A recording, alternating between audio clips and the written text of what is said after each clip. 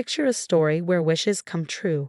A whopping $500 million windfall and control of a booming business. That's the reality that unfolded for us as Nora, my sister-in-law, joyfully celebrated our family's newfound wealth. Among the staff, whispers spread like wildfire as they soaked in the news. With a triumphant tone, Nora announced, "Quiet, please. It's time for my husband to step into his role at the company and claim his $3 million share." Her words triggered laughter among the employees, intrigued by the sudden twist.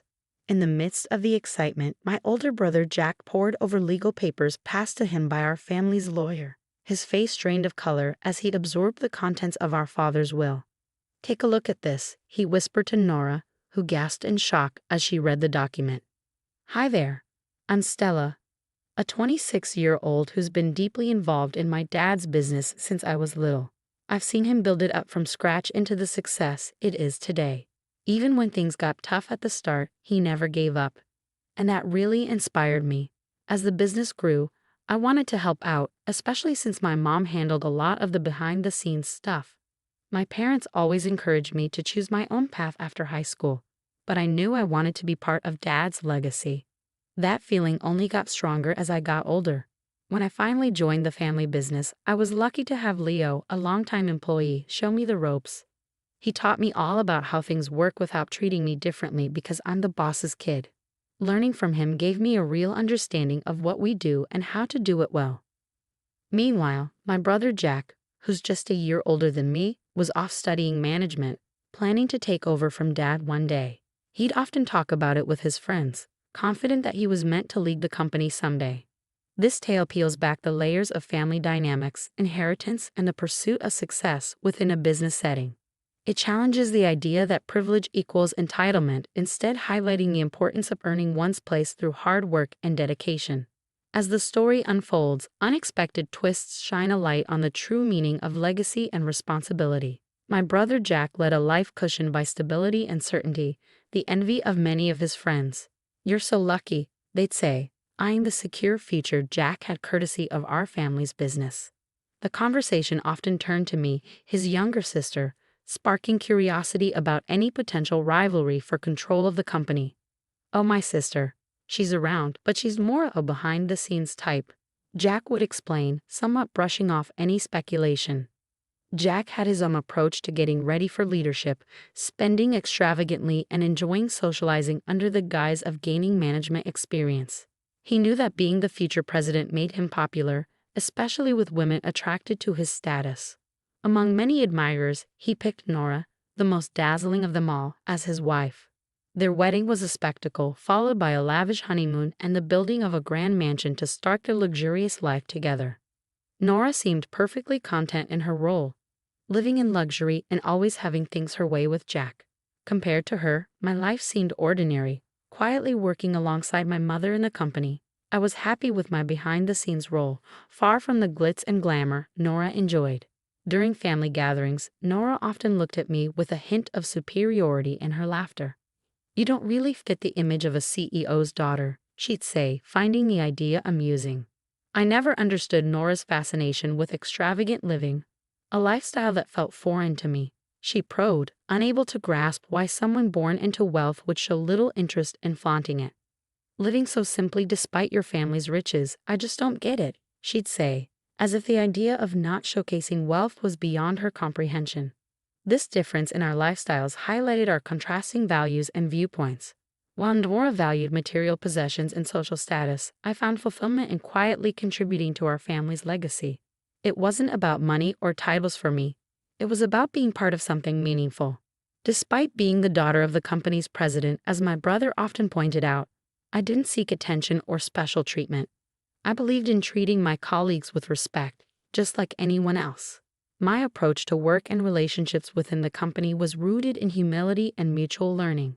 I recognized that many of my coworkers had skills and knowledge surpassing mine, and I respected the importance of every role within our organization. My brother held firm to the belief that a boss must always maintain an air of superiority to command respect from their team. He was surprised by my perspective and criticized my approach, insisting that a true leader should assert dominance and delegate mundane tasks to others. According to him, This mindset separated the real leaders in our family from the rest. When I tried to defend my viewpoint, stressing the importance of respecting all team members regardless of their role, my brother quickly dismissed my arguments. He claimed that such thinking would make me unappealing to potential partners.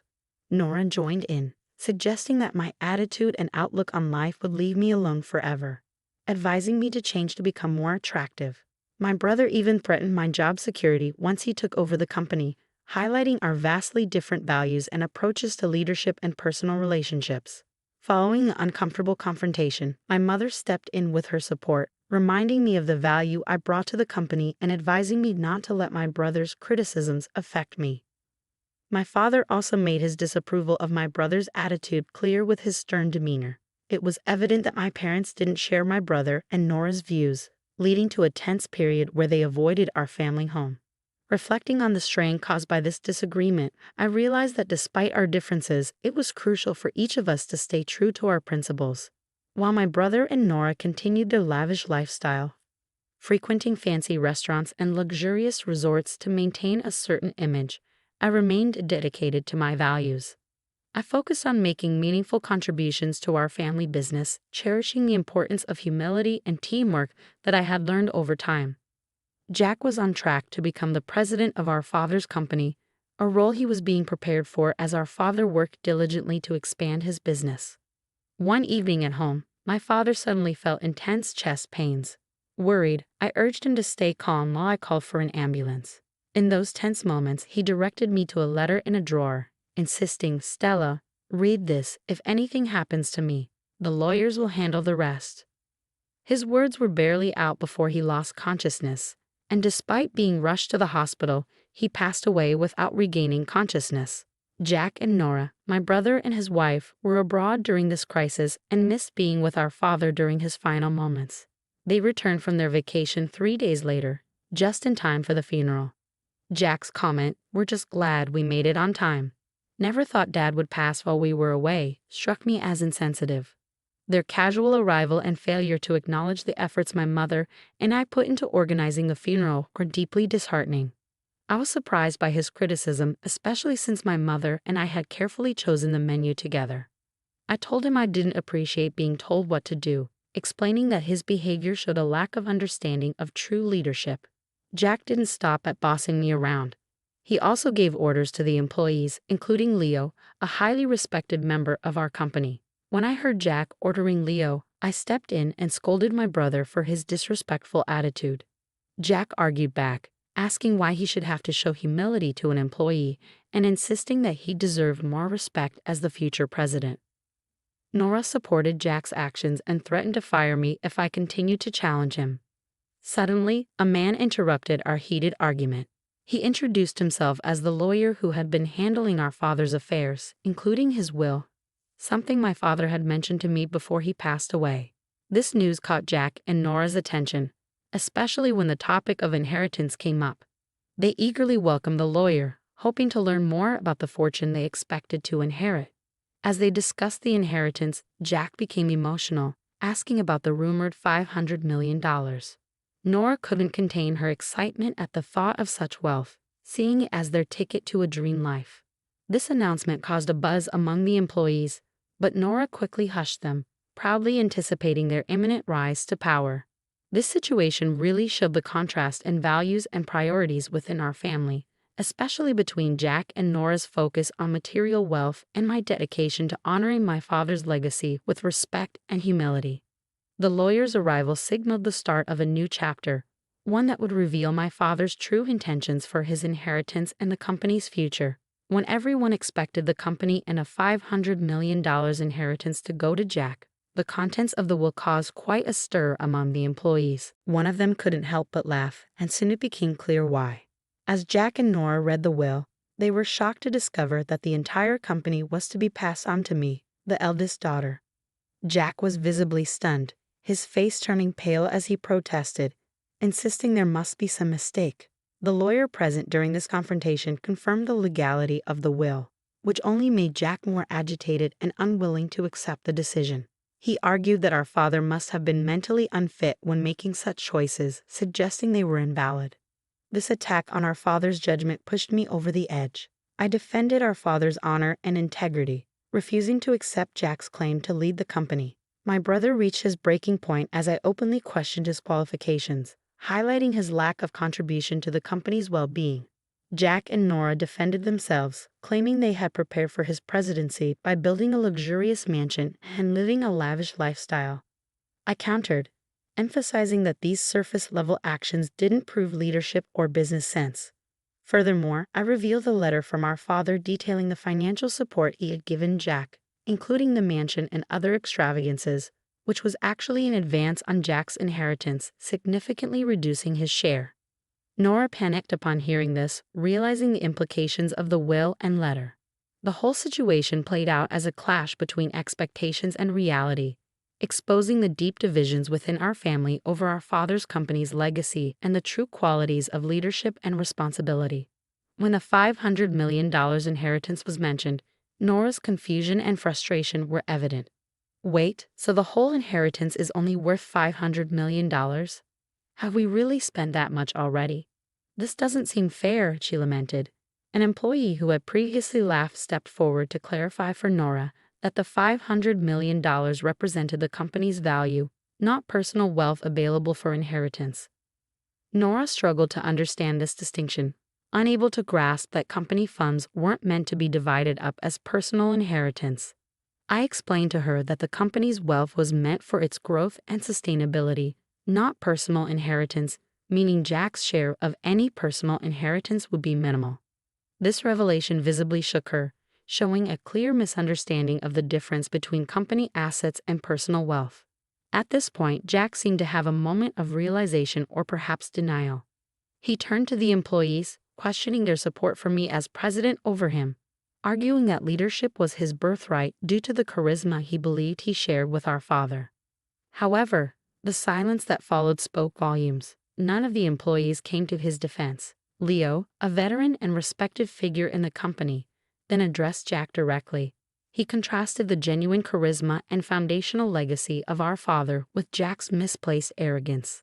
Leo's words resonated, emphasizing a respect earned through actions and humility rather than entitlement. He pointed out Jack's absence and lack of contribution to the company's daily operations, dismissing Jack's excuses of networking as irrelevant to the real work needed to sustain and grow the business. In contrast, Leo praised my efforts to understand and contribute to the company from the ground up, acknowledging the sincerity and dedication I shared with our father. This endorsement from Leo and the collective agreement from other employees highlighted a shared acknowledgement of my suitability for leadership, based not on entitlement but on commitment and respect for the legacy and future of the company. Touched by their support, I felt a renewed sense of responsibility and gratitude.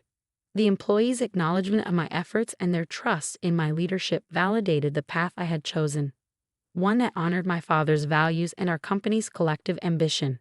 I thanked the employees, recognizing the unexpected turn of events, but emphasizing my dedication to the company, a passion inherited from my father.